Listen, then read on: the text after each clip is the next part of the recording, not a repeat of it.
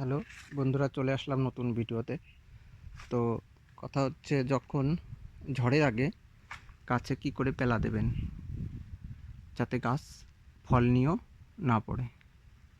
তো এর জন্য আপনারা এই যে গাছ, এই যে খুঁটি দেখছেন, তো এই খুঁটিটা এই আড়াআড়িভাবে, এই যে গাছের গোড়া দেখছেন, আড়াআড়িভাবে মারবেন। আড়াআড়িভাবে দিয়ে এই যে গাছ, এই যে খুঁটি, তো আড়াআড়িভাবে দিয়ে এখানে বেঁধে দেবেন, এই যে এইভাবে। তো এতে কি হবে, আপনার গাছটার খুঁটি ছোট থাকলেও গাছের একটা ক্ষমতা থাকবে, একটা খুঁটিটাকে সহ্য করার ক্ষমতা থাকবে।